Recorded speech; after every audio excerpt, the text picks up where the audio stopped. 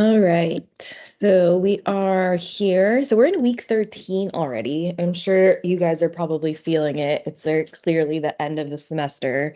Um, so at least for us, I think I'm hoping that the rest of the class feels relatively wound down. So we will cover a new chapter today, and this is the last section of material that we'll cover in terms of like the class when it comes to like abnormal child psych, specific disorders.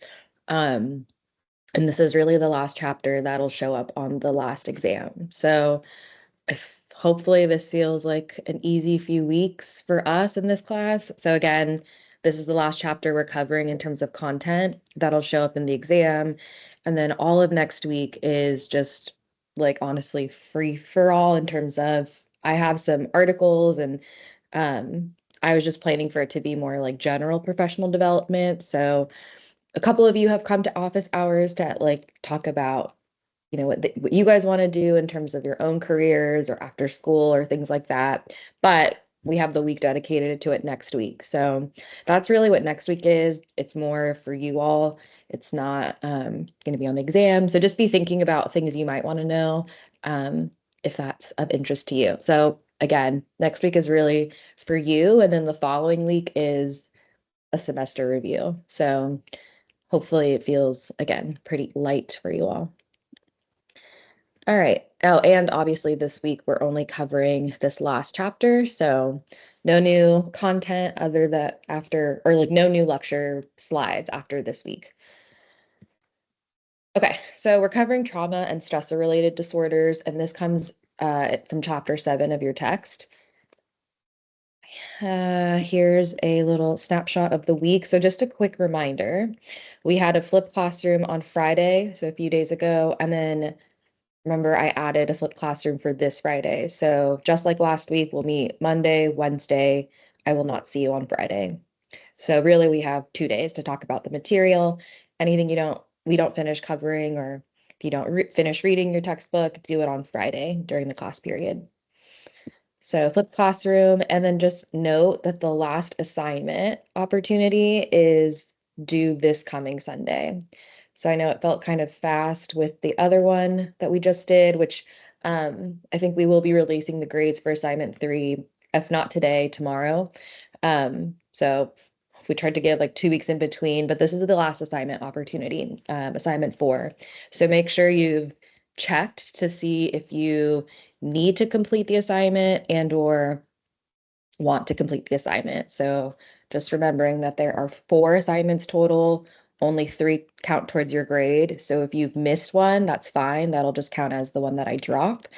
So just don't check it when it's too late. Don't assume that you don't need the assignment and then the assignment deadline passes and then you end up with only 2 out of 4 assignments. So just make sure you're paying attention to that, and then decide whether or not you want to do assignment 4. I saw a hand, I think, come up regarding the assignment. You can feel free to unmute. You answered it. Okay, perfect. Awesome. Yeah, so I'm really stressing this right now just because it's the end of the semester and I'm sure you have many different deadlines. So just remember, this is the last one. There's nothing after this as far as assignments. And then there's one last exam, but remember that those are separate. So just check your own grade book, make sure you have what you need. You don't have to do it if you already have 3 out of 4 assignments completed and you're happy with the grade. I will just say, if you did assignment 3 and you've done assignment 1 and 2 as well, before you decide whether or not you're going to skip assignment 4, I might just wait for assignment 3 grades to come out, which I said again will be today or tomorrow, just to make sure you're happy with your a final assignment grade across the board in the class. So check it today or tomorrow, and then you can make your decision. Okay. Oh, and that's what I was going to say. There are 2 weeks of our class remaining. So we're in week 13. Like I said, week 14 is just any topics you all want to talk about. Week 15 is really a course review, and we'll obviously do an exam review on the last day, and then we're done. So hang in there. We're getting there. We'll be there very soon. Okay, so topics covered in this lecture and really this week. We're going to be talking about child maltreatment, which is going to include abuse and neglect. And then we'll, of course, cover some of the specific DSM related disorders. So I think kind of like the suicidality chapter, just keeping in mind that this is, for some people, can feel pretty sensitive because again, it's focused towards children, but yeah, we are talking about abuse and neglect if that feels particularly sensitive for you. So we'll start with child maltreatment, and ooh, I'll play that next. And let me get myself out of the way. Okay, so when we talk about child maltreatment, which is going to include abuse and neglect, it's hard not to talk about ACEs. So adverse childhood experiences, or ACEs, are potentially traumatic events that occur in childhood, so 0 to 17. ACEs themselves, there's multiple different types of potentially traumatic events, but some of that is going to include abuse, neglect, so that maltreatment we're talking about, and it's going to include some general um, more generalized indicators of dysfunction, whether that's in the family system or even at a community society level. So things like poverty, unsafe neighborhoods, gun violence in your hometown, whatever the case may be, all of those constitute potential ACEs. And I actually didn't think about it till now, but there are many ACEs screening questionnaires that are used in research. And if we're interested, I can pull up one of the surveys and that'll give you an idea of what would constitute an ACE. But the idea here is that these are things that potentially may it's a one risk factor, basically. Exposure to an ACE, that is a risk factor for psychopathology in youth. It's risk factor for other things, whether it's low academic achievement, poor psychosocial adjustment, poor peer socialization. So it's one risk factor, like we've been talking about all semester. And this is specific to different types of really chaos, whether it's personal in the family system, again, or community level. So exposure to an ACE, again, is a risk factor, but also keep in mind that that doesn't automatically mean if you're exposed to an ACE, you will end up with depression or PTSD somewhere along the line. It's not a given, and that's, remember, thinking back to equifinality and multifinality, that is one reason why some people have cumulative exposure to ACEs and actually end up well adjusted. So there's probably some resilience factors going on there.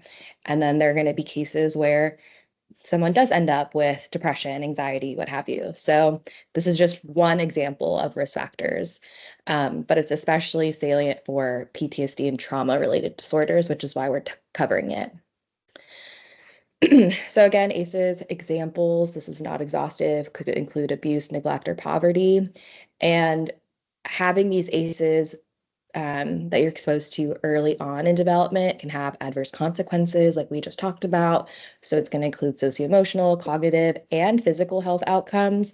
So if you think of more like broad community level things, like if there are, I don't know, like toxins in your environment, like I can't remember the name of a city, but I remember early on in my undergrad learning about this one. I think it was Long Beach, California, where the town was like situated right next to like the one airport of this region or something like that. And the fumes from like the airplane and all the plants, it's like a heavily populated plant with like toxic waste and stuff. Those kids who were like situated under that, whatever mecca of all that stuff was, had like poor outcomes in terms of academic achievement. There were changes to their physical development. So that would have constituted an ACE as well. So it's not just psychological outcomes that we're talking about. It could also be physical health.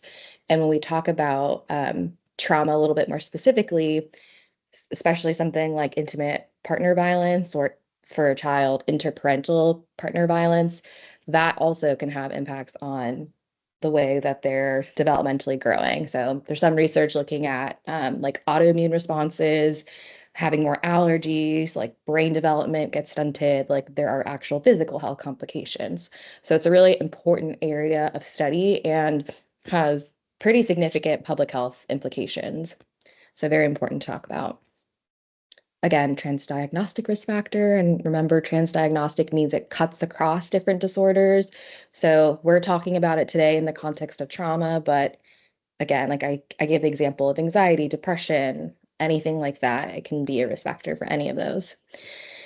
And when we are exposed to ACEs or a trauma specifically, our body's stress response system is activated, which we'll talk about is normative. That's your body's natural response, but prolonged stress. So if you have cumulative exposure to ACEs, if you're cumulatively exposed to domestic violence for several years in your household, that prolonged stress is what's going to be detrimental. That's the thing that's going to have adverse outcomes over time, or more adverse than an initial exposure. So we'll talk more about this next point, that neurobiology and physiology are impacted. But that kind of includes what I suggested just now about, like, I've seen studies on allergies, like that gets impacted. Your stress response systems, like how much cortisol you're releasing, your certain areas of the brain become hyperactivated, like everything kind of gets triggered internally within your body. You can't talk about ACEs and protective factors without also talking about caregiver support system, especially for young kids, but all across development, or childhood development up until 17 is still going to be a really crucial optimal window for caregiver support. And what happens when you don't have that caregiver support is that kind of just exacerbates the risk for psychopathology. So it's really common among like trauma ACEs research to also be looking at caregivers, parenting, and looking at what are some things we can do there to bolster the relationship to help offset this ACEs exposure. So here's a quick video. I like this video. We're gonna watch it because I think it's a nice like illustration of what ACEs are, and it kind of talks a little bit about how it impacts the body.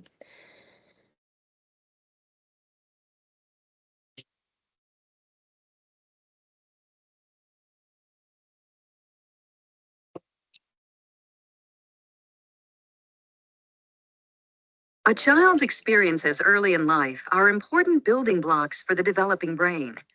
Genes, nature, are like the blueprint. They provide the basic framework for brain development. However, genes do not design the brain completely. Environmental influences, nurture, fine-tune how the brain works by shaping which brain connections get used. Connections that are used more grow stronger and more permanent, whereas ones that do not get much use fade away. Together, genes and the environment build the foundation for all future development. Safe, stable, and nurturing relationships early in life lead to healthy development. But children's brains capture other experiences as well. Stressful events. However, not all stress is bad.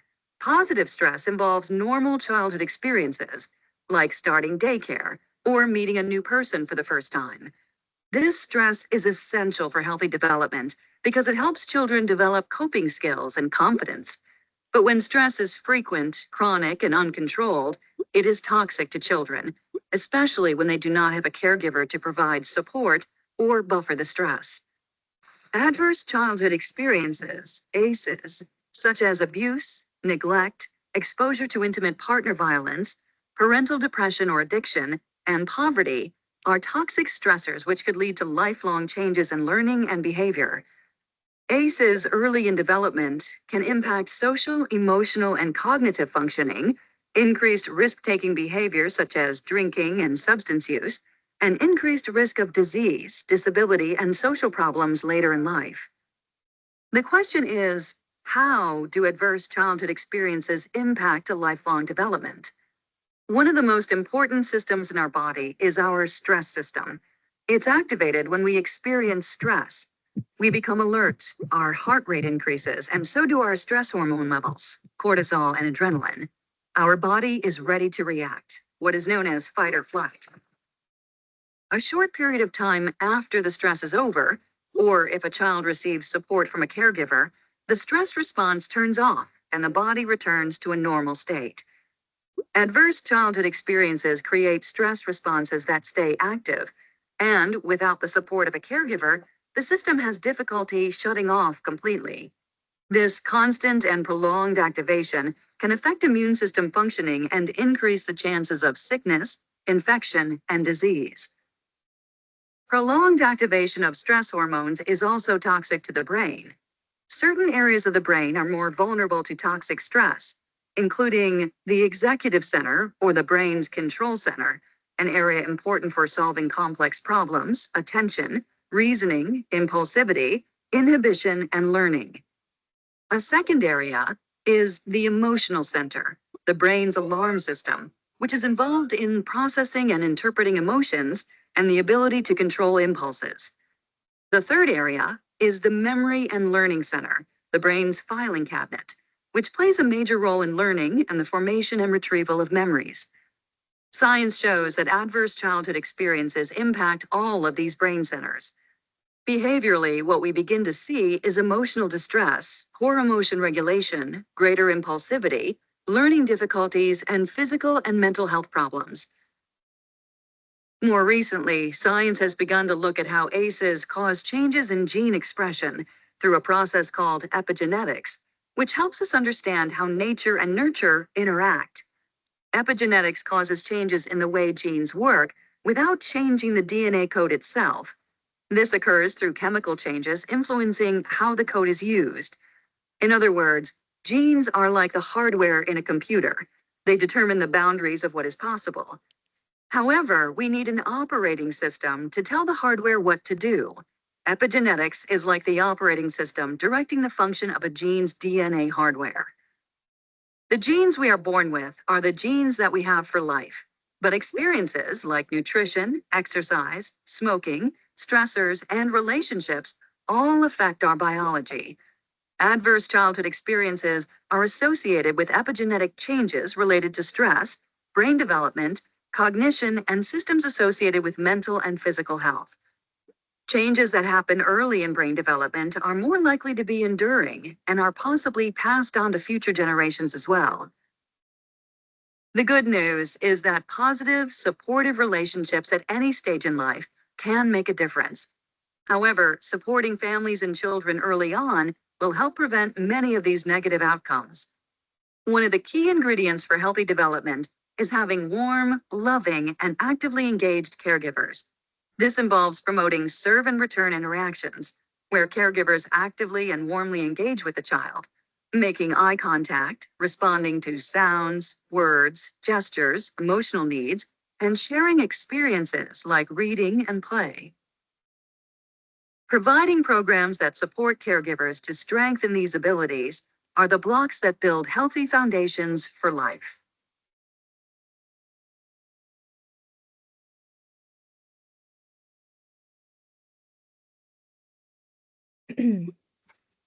That's in the Canvas link if you want to watch it again.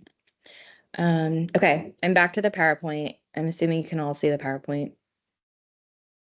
Okay, tell me if it doesn't catch up, but we'll move on now. Okay, so this is a nice graphic. I can't remember where it comes from. I can try to find it. It says somewhere on the bottom, Center for Community Resilience. I like this picture because I think it gives good context for when we're talking about adverse childhood experiences. We generally talk about the things up here above the tree, but it also includes adverse community environments, which is what I've already kind of discussed with poverty, discrimination, all those other things. So imagine the cumulative impact when you have multiple exposures to ACEs. So we think about risk factors and we talked about cumulative risk factors. So those things just kind of exacerbate our risk again for psychopathology. So I like this tree because it gives you some examples of what would fall under ACEs and more broadly community environments that are adverse. Okay, so looking at this too, if we were to start now talking about forms of child maltreatment, going back, that's going to fall still under ACEs. So physical and emotional neglect are examples of an ACE. And so child maltreatment is one such form. So there are different forms of child maltreatment. There are things like physical abuse, sexual abuse, psychological abuse, and neglect. So let's talk about abuse first. So physical abuse is probably what most people think of when they hear the word child abuse. And that's probably because it's likely the easiest to detect in comparison to other forms of maltreatment. It's typically the thing that, so I'm a mandated reporter. I have been for quite some time. So any like child facing clinical role that you have, you're likely, for the most part, likely going to be a mandated reporter. And one of the things that you're most likely to report on is stuff that you can see. So anytime you see, or in teachers as well. So it's usually the physical signs that are the things that it flags people's attention. It makes us suspicious of any abuse. So physical abuse tends to be easier to detect because it tends to leave a mark of some sort. Usually, but again, it could be hidden and all things like that, but usually it's easier to detect than other forms. The nature and severity can vary considerably of the injuries though, and that's what makes it, I think hard to determine, like, um, what is abuse? What's abuse in the context of a particular state? So in terms of like, what are the laws around child discipline and does this constitute abuse? What's culturally accepted? And even then, given someone's particular culture, we have to consider it in the broader context of whatever the legalities are in that state. So the nature and severity can really vary. When we say nature, we're talking about what kind of physical abuse is happening. Is it spanking? Is it hitting someone with a belt? Is it throwing a shoe at someone? Is it repeated beating, right? Like that gives you those are some isolated examples, and then that cumulatively can intensify in terms of severity.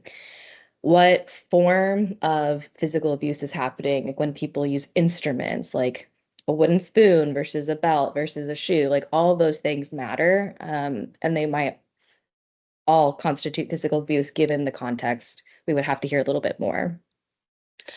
The injuries may be intentionally inflicted, but more often they're a result from extreme forms of discipline and physical punishment. Sexual abuse is referring to any sexual experiences between a child or someone under the age of 18, whatever the state calls whatever the age cutoff is, but typically think under 18, between a young person and an older person, or or the sexual exploitation of that young person, such as pornographic film. Sexual abuse of girls is more common than that of boys in terms of what's reported. But that number could be equal. We don't know for sure. But just in general, the text points out that from what we know as far as current rates, it seems that girls are being abused more often than that of boys. Psychological abuse is obviously very different from physical and sexual.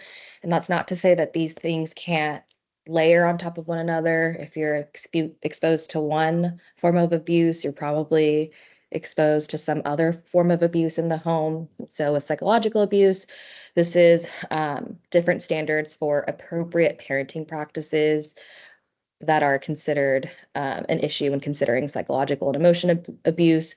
So the way we would define this, because it can be a little confusing, is persistent and extreme actions or neglect that thwart the child's basic emotional needs and that are damaging to the behavioral, cognitive, affective, or physical functioning of the child.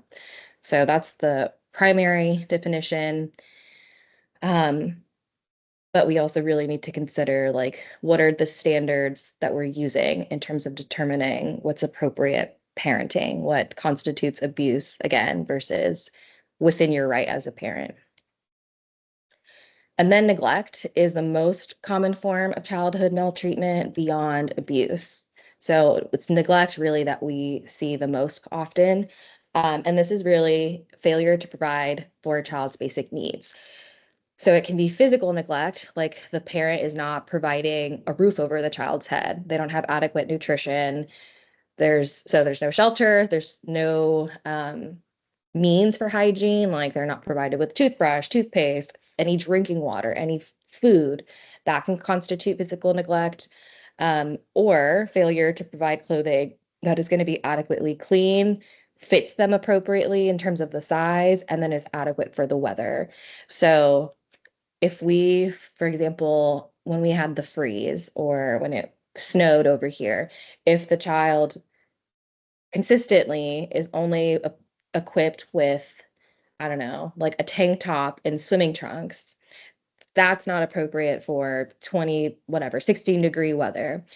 Now, granted, we're in Houston, so like it probably isn't snowing all the time, right? So I think that's an extreme example, but let's say this was a pretty common occurrence. There's a reason to have warm clothes and cold clothes give in your wardrobe. That child consistently all year round not having clothes to meet the weather, and it's like pretty extreme like that. That example I gave of a tank top and shorts, that would constitute physical neglect. Emotional neglect is ignoring the child or denying emotional responsiveness or adequate access to mental health care. Medical/dental neglect is the failure to provide adequate medical, vision, or dental care. And then educational neglect, so failure to provide access to adequate education. So kids have to be in school. They're mandated to be in school. Doesn't matter if it's public health system, private school, homeschool, like there's some form of schooling that needs to happen for children under 18. And when we're considering neglect, but also abuse, but because neglect feels a little bit more under the surface, like you have to be really thoughtful of what constitutes neglect. It requires sensitivity to the family and the cultural values, as well as are there any socioeconomic concerns that we need to consider here? So, like, for example, denying this child adequate, like medical, dental neglect, that's something that's really hard to consider if the family is really struggling to make ends meet and they're not able to afford health insurance. Like, that makes a lot of sense. So, we want to be sensitive to that. And if the child has rotting teeth, like it's causing tooth decay, that's also now we are veering on the side of neglect because we need that to be treated. That can be harmful to the child's development. So, yes, while we want to be sensitive to the conditions that the family is in, we also need to think about the welfare of the child. So, it'd be different if it was the child's not brushing their teeth as well, like their hygiene can definitely be improved. That's different. We're not saying that's medical/dental neglect. What would constitute neglect is the example I gave of now the child's teeth are like rotting, falling out, it's painful. Like that's the extreme I'm kind of going towards. This comes from your textbook, but just an example of neglect being the highest percentage if we're looking at the maltreatment type, and then it kind of goes down from there. So then physical, then sexual, some other form of abuse, and then psych maltreatment, and then medical neglect as the lowest form or least prevalent form. And then again, just another image. It's an example. So just other ideas about household dysfunction, like how those can constitute not necessarily child maltreatment. I would say this is more ACEs. So that household dysfunction is potentially exposure to ACEs. And that dysfunction can include your parent being incarcerated, your family having mental health problems, any interparental violence that you're seeing in the home. Is there substance use happening in the home? Things like that all might constitute ACEs. Not necessarily neglect or abuse. So I'm going to change this title of the slide because I think that's misleading. These are examples of ACEs. Okay, going back to maltreatment. So nearly 82% of perpetrators are the parents. 70%, so 69, 70% are mothers of the parents, and then 13% are non-parents. And of that 13%, it's people that the child knows. So 4.7 are a relative, 3% are the parents' partners.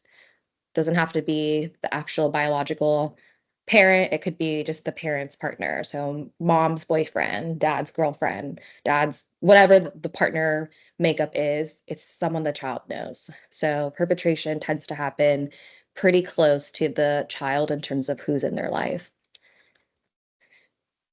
In terms of interventions, so there's a really strong emphasis on prevention, which makes a lot of sense. And a lot of them tend to be like community-based. I think the video we're going to show you, yeah, it's from the CDC. So there's really a public health lens when it comes to these prevention programs because of the long-term impact that it has on society. Again, I'm going to use that extreme example of like your teeth, like having rotting teeth, like that decay. That could have implications for, emergency treatment, that the child now needs to go to the hospital and do an emergency, I don't know, extraction and then anesthesia or whatever the case may be.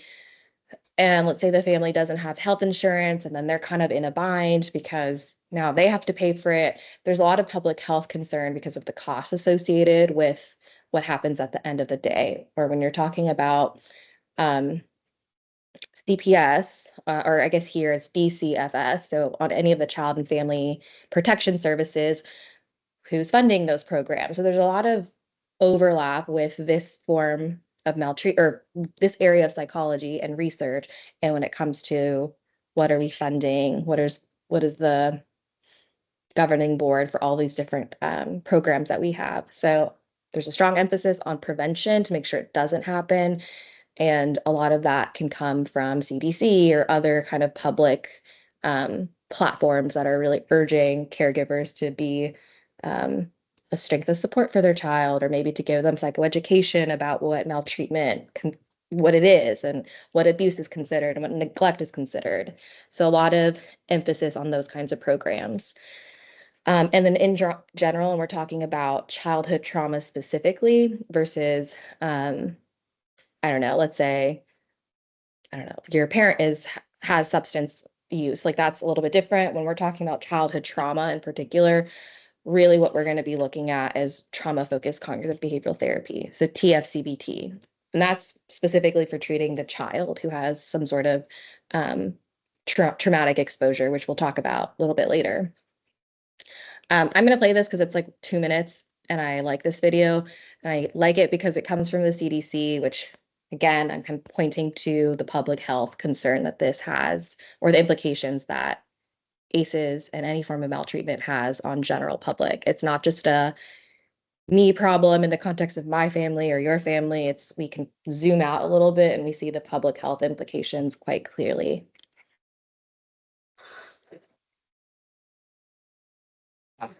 This is my neighborhood. I grew up in this building. This is a great community now, but it's had its share of problems. When I was a kid, our community had high unemployment, a lack of resources for families, and lots of kids hanging out with no adult supervision. You might have heard about adverse childhood experiences, or ACEs. ACEs are traumatic events in childhood, like abuse and neglect, that can increase risk for future problems. But they don't have to. The good news is that ACEs and their consequences can be prevented. Take me, for example. I was at risk for ACEs, and despite all the things that put me at risk, some pretty incredible people helped make sure that I wouldn't become another statistic. Come on, I'll show you around. That's Jackson. He's a cool kid. His dad left when he was 2, and his mom works 2 jobs. I hang out with him every Thursday night and help him with his homework. Sometimes we grab ice cream. It's fun. Plus, he has another adult role model to learn from and trust. That's Mr. Martino. When I was a kid, he let me help him at the store sometimes after school when my parents were working late. He did that for a bunch of us. My dad actually found his job as a mechanic because of Mr. Martino. This helped our family in so many ways. Not only did my dad have a steady paycheck, which eased his stress about paying rent and buying necessities like food and clothes, but he was also a lot nicer to me, my brother, and my mom once he started working a job that made him feel good about himself. When communities come together, they can do so much to prevent ACEs. Mr. Martino and other local business owners put together a series of career workshops to help people like my dad find work. My mom also got a job with a company that allowed her to work from home and spend more time with me and my brother. Mariana has just gotten out of a class about handling challenges of single parenting. The clinic offers free childcare so Mariana's daughter, Ella, can play while Mariana's in class. The class helps parents like Mariana develop positive parenting skills, not just for babies and toddlers, but for teenagers too. This is another way our community has come together to give families the resources they need. And just one more way to prevent ACEs. This was my school, Riverside Middle, right in the heart of town. These kids are here for a sponsored summer camp. This community-supported program helps families with affordable, quality childcare and helps kids get tutoring and learn life skills. When I was a kid, I spent a lot of time at this school all year long.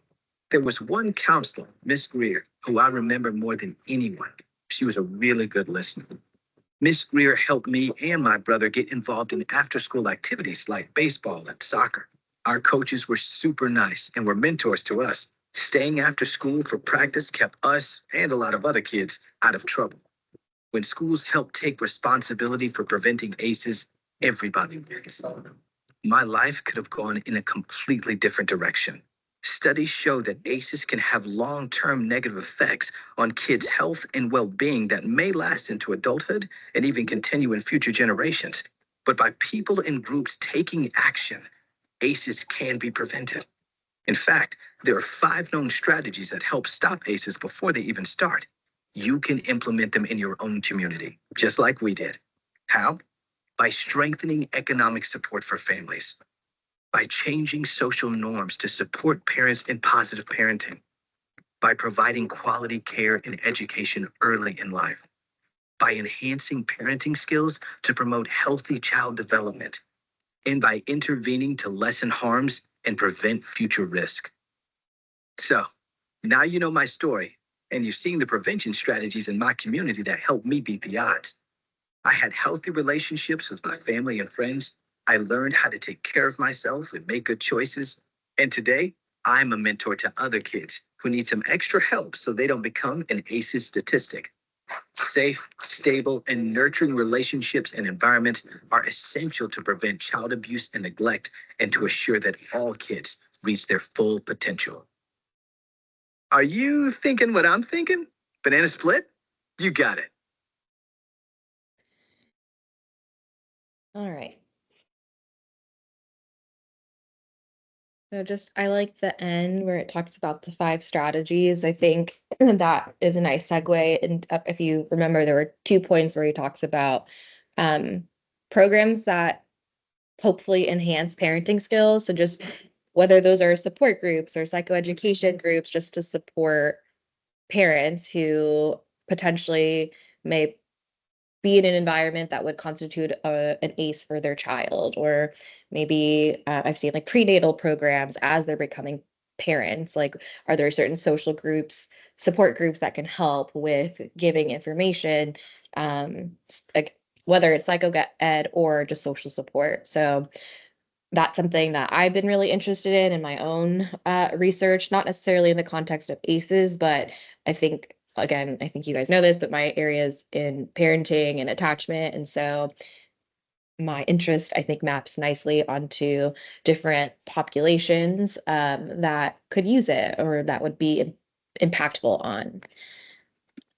So I want to have like just a few minutes just to talk about parenting programs, and then we'll check the time. So parenting programs, there are many evidence-based parenting programs that have either been developed specifically for or have been developed as parenting programs and then were adapted for the child abuse / maltreatment context. So this is information that's not in your textbook, but I do think it's interesting to know that specifically in the context of maltreatment and abuse, really. There are things like Mother's Empowerment Program, Project Support, and Child Parent Psychotherapy. Those were programs that were specifically designed for maltreated children, like that context of needing to give parent support, needing to help child navigate seeing their parents potentially engaged in domestic violence. So that was specifically developed for this population. And then some adapted programs that were more general parenting programs, but have been implemented in this context include the Triple P program and the Incredible Years program. So there are things out there already. And something that I wanted to plug in here is that if you remember from our guest lecture last week on Wednesday, Tess talked about something that is currently being implemented here at UH by Dr. Carla Sharp. And so that intervention that she was telling us about, Tess was telling us about, that's actually an intervention that was not developed for this context, but is an example of something currently being adapted to child intimate partner violence specifically, where moms have been exposed to intimate partner violence, typically by the child's father, but there's some variability in that population with the participants that we're working with. And so this intervention has been adapted to serve these moms and kids who are no longer with the perpetrator and are actually in like a rehousing program that's meant to kind of get them on their feet. So I promise this is the last video of today, but I want you to see it because it gives you context for one intervention. And of course, I'm biased because it's something that I'm also working on personally. But I think it's a nice segue from the last video we watched because we just talked about parenting interventions, of parenting support being really important, especially early in development. And this video will talk about how one program in particular kind of pulls those strategies and how it's being utilized in a research context. Okay, last video for today, and then we can wrap up.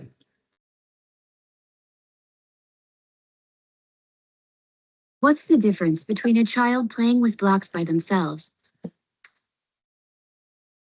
and learning with them alongside their caregiver? What's the difference between a child crying alone and having a caregiver to comfort them? Not all children develop at the same pace or at the same time, and that's okay.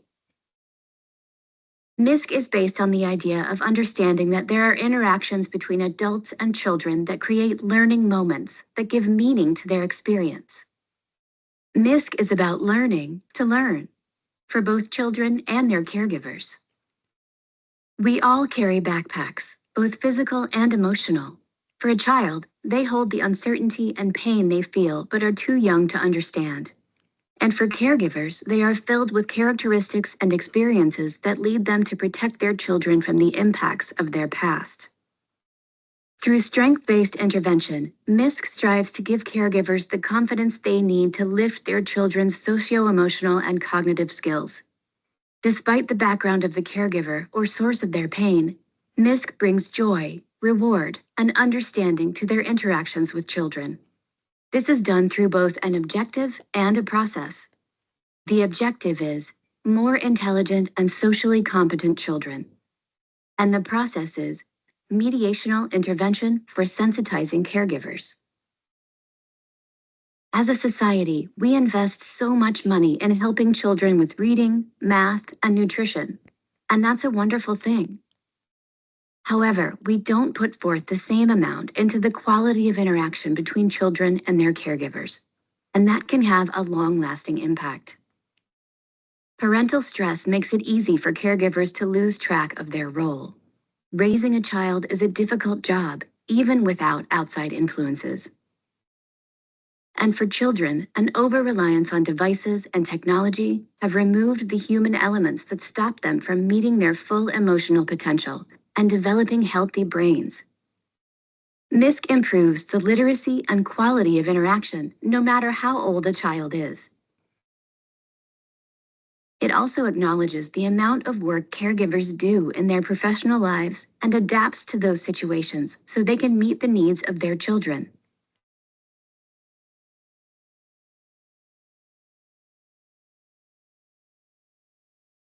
As caregivers learn to MISC, it will help them not just with their children, but across all relationships in their lives.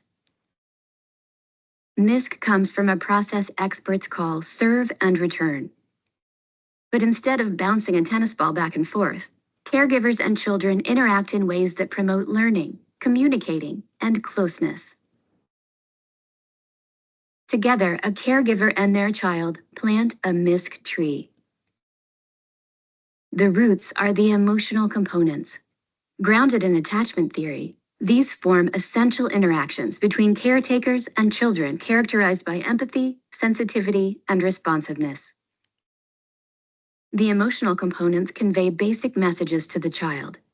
These are worthwhile, but they do not ensure that learning takes place. To accomplish this, caregivers use learning components. They focus on their children, give meaning, and expand their experiences, regulate to solve problems, and reward them for their effort. Finally, this tree will sprout branches and leaves. Children will have successful experiences and learn to complete tasks. They'll seek information and explore.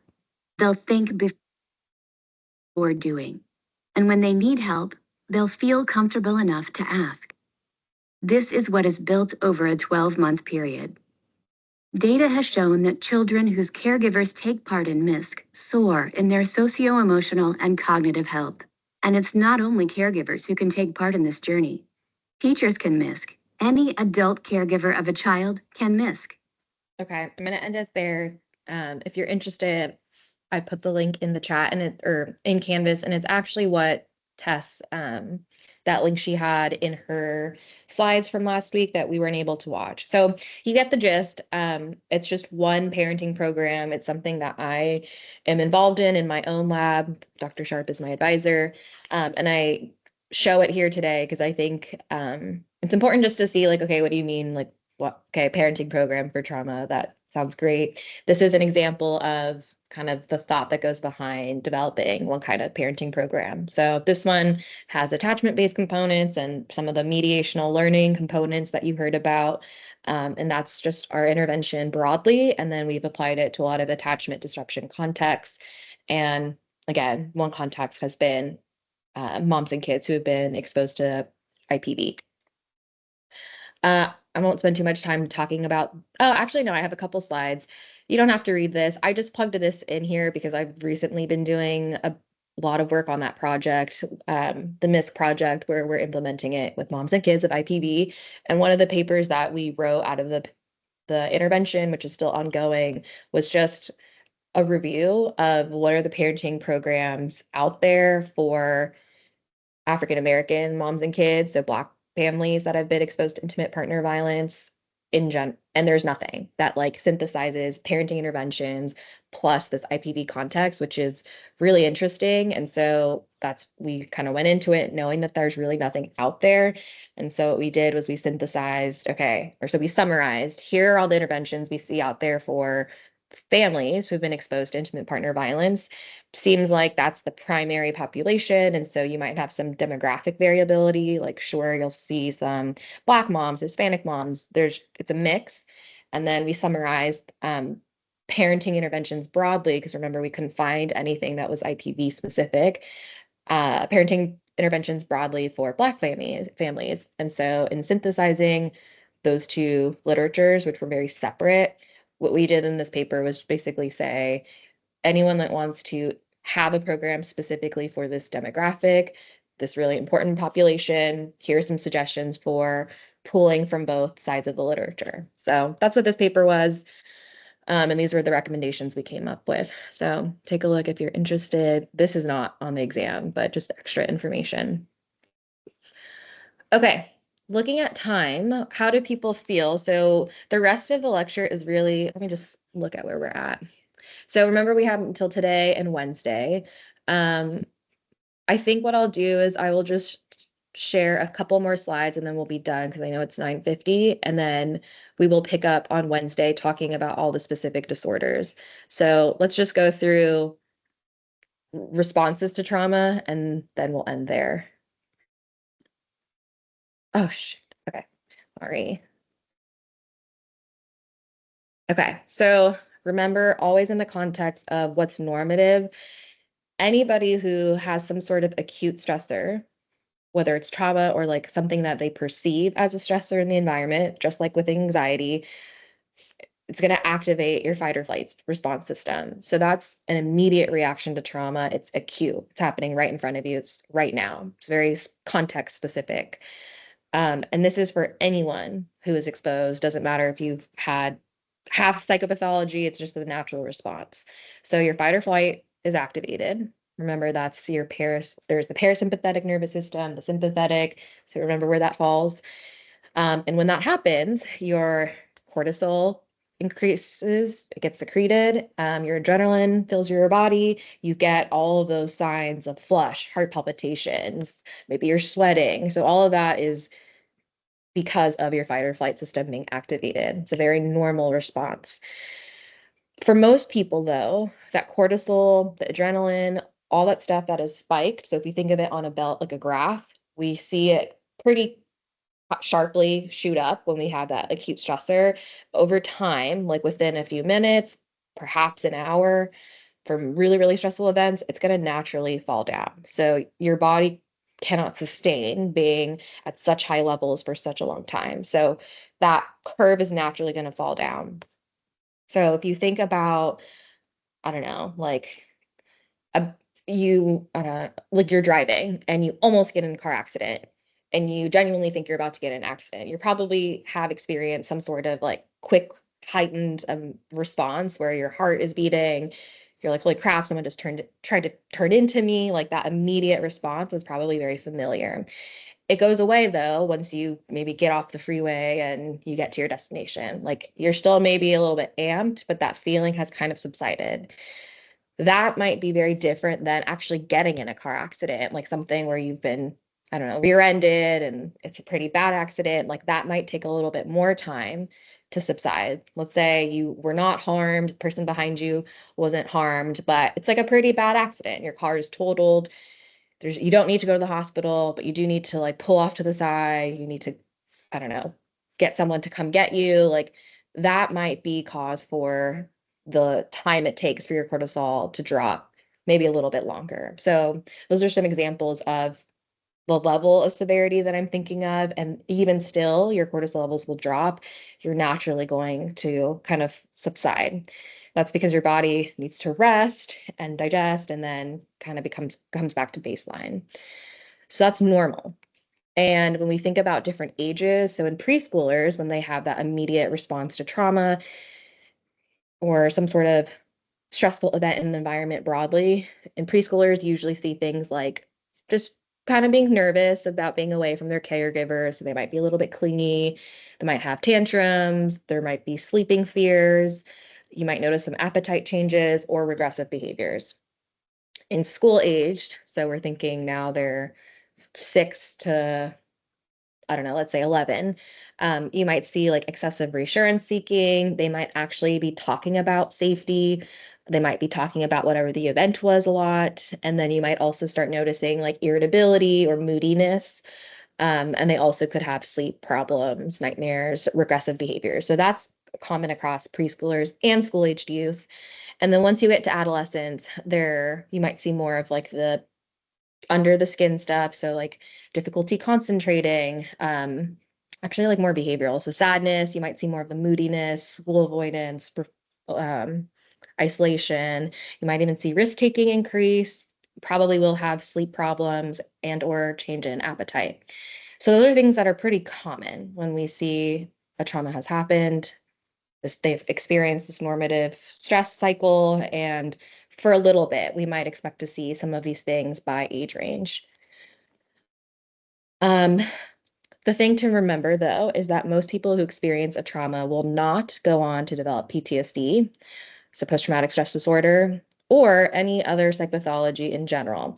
It's, again, not a one-to-one like correlation. It's not you got exposed, therefore you do end up having PTSD, right? There are many things that factor in, and we always go back to what are some of the biological risk factors that this individual has? What are some of the environmental factors? Part of the environment is that a stressor just happened, but again, not everybody is going to develop PTSD. And so that's really important to remember. There are many possible outcomes, even with the same exposure for multiple people in a situation. So let's say you all got in a car accident, and we'll talk about how that doesn't actually constitute what a trauma event is in PTSD on Wednesday. But let's say, just for argument's sake, you're in a car accident and your best friend's in the car accident with you. You each will have potentially different outcomes because your environment is somewhat different. Like, yes, the stressor is the same, but how you grew up is different. Your individual level risk factors are going to be different. So even though you're in the same exact car accident, your response, your outcome in the end could be wildly different. And that's because it's so individualized and because of the things like multifinality. So one predictor, one trauma does not automatically equal PTSD. You could have nothing happen. You could have that normative stress response. Maybe you're a little bit shaken up for a week or so, and then you kind of can get on with your life. Someone else might have an extreme fear. Maybe they've now developed a phobia of getting into a car, right? Like that could be very different. Then there's someone else who has had a cumulative risk exposure in terms of ACEs, and they've had other traumas in their life. That person might be more susceptible to PTSD. So just remember that there are different outcomes that are possible, even though the same stressor can happen.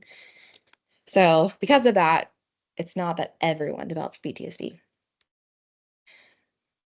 We talked about immediate stress. Now, prolonged stress to trauma is what's really hard on the body.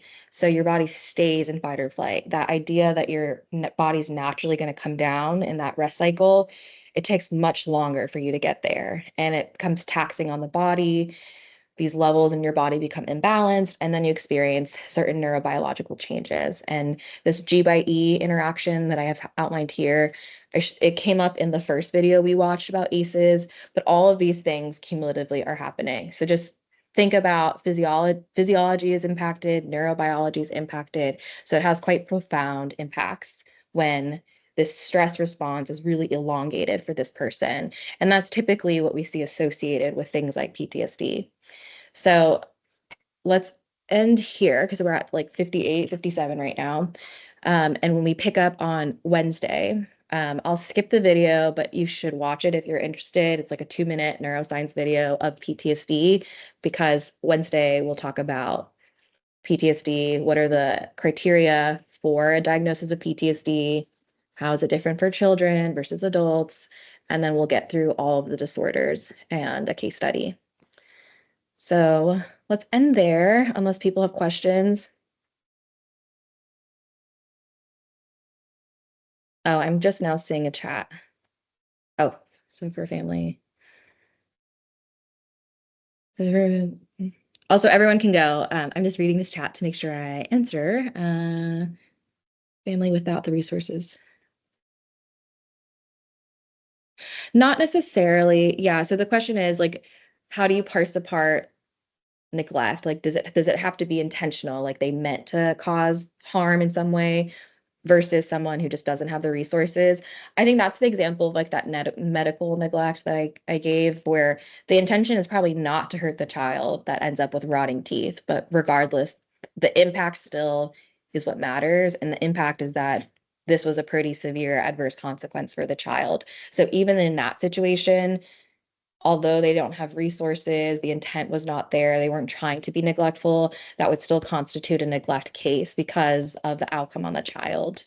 Um, and ideally, this is like, I'm not a social work person or worker, but I think that's where it's like, ideally, we have stuff in place so that families who don't have those resources theoretically don't get to that point of it being so severe where although the intention is not there, the child still ends up with rotting teeth. Like ideally, there are programs and systems in place in the environment that would kind of buffer to help those well-meaning families, right? Like the ones who where if they had the resources, they would have attempted to do something earlier. So it's really tricky, but yeah, ultimately to answer your question, it's not just intent. We're really looking at the outcome and like the impact on the child. It's usually child first, and we kind of think about it through there. Um, and again, like I'm not a social worker, but in terms of like mandated reporting, I actually thankfully have not had to report. I've had things where I've been a little bit like, oh, I don't, this feels a little bit unclear to me. And then I've gotten supervision.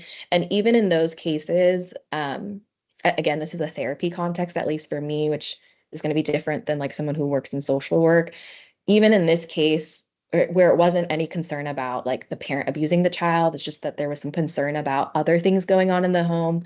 I still would have also told the mom who took the child to therapy. Like I wouldn't have done it secretly. I would have like collaboratively said, like, at least for this family that I have in my mind, like my point is I'm not going to like go behind their back and like make a CPS report. I think in the consent process when I'm seeing this child, it's very clear. I say I'm a mandated reporter. Here are the 3 reasons I would need to bring confidentiality to the child. And so if something were to come up later down the line, it'll be a collaborative, like I'll talk to you all about it. Assuming it's not going to cause harm to the child to then tell the parent. So that could be a place to talk about, like if that did come up where you needed to report it, that could be something you could weave into your conversation. Like, I do know it wasn't intentional. And remember, this is my role as someone who works with your child. I do have to report it. Yeah, of course. All right. Thanks. Good questions. Any other questions? If not, I'm going to switch over to the office hour link.